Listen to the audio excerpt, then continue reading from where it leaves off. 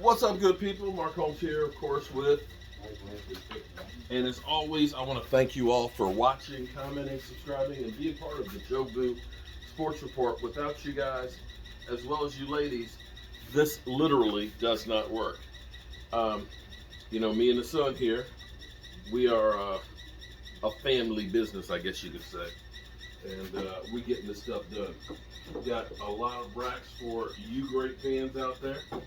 Some footballs, you can see. Look at those colors. Look, come on. There's nothing prettier than that blue and that silver. Come on, look at that. Let me ask you, Mike, is that two-faced one for anybody? I thought they were supposed to come pick it up. Remember, you supposed to have one person supposed to come pick it up? Oh yeah. I got to get back in touch with them because the table. It's near dust it off. And okay.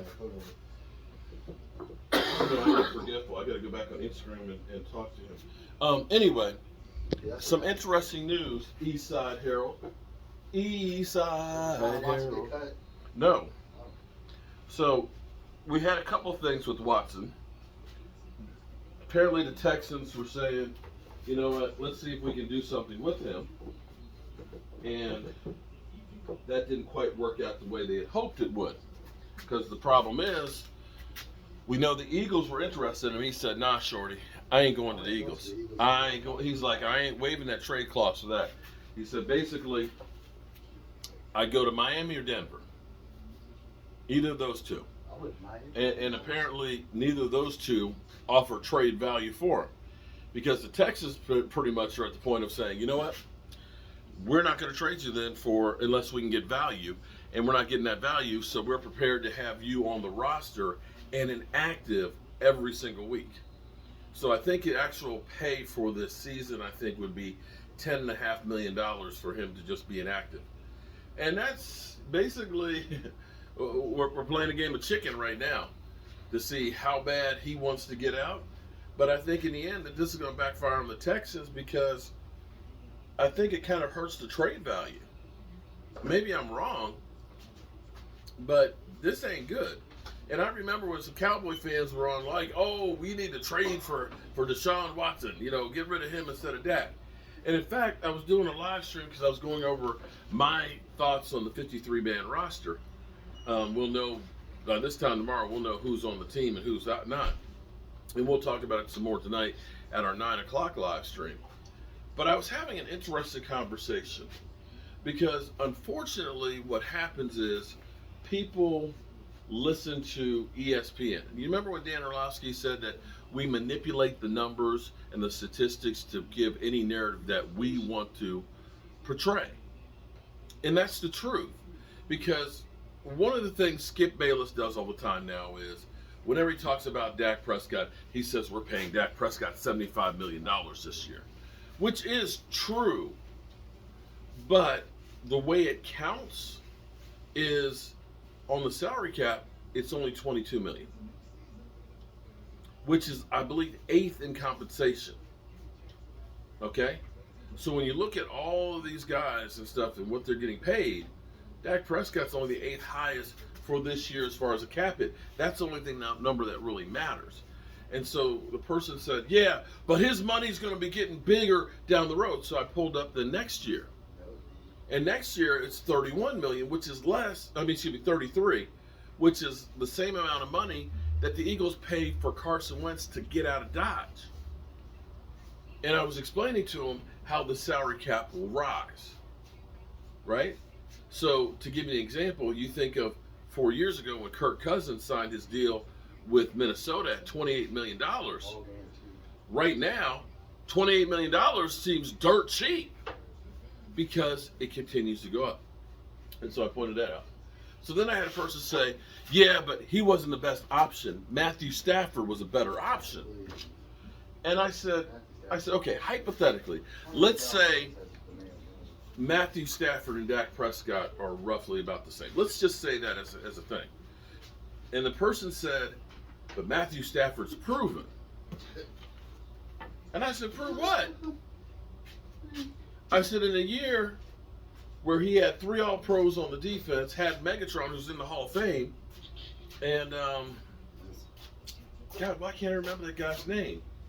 Another Pro Bowl wide receiver. Oh. He only had 22 touchdown passes in that year and 12 interceptions. And his playoff record is 0-4.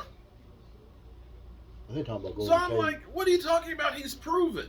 And I said, okay. They're I said, talking about Golden Golden Tate, thank you. Because he went to the Giants. That's why I Golden remember. Tate, that's right. He had Golden Tate, who's a Pro Bowl, and Megatron, who's a Hall of Famer, and he only had 22 touchdown passes. Dak got 22 when he had, I can't remember the dudes on the team, because it was Terrence Williams and Cole Beasley. Cole Beasley Towards the end of his and tenure. damn, what was the other guy who was here for a cup of coffee? But literally, with those guys, he had like 23. Des Bryant. Well, Dez was injured most of it. I'm talking about like 2017. But regardless of that, let's say that Matthew Stafford is at least a comparable option.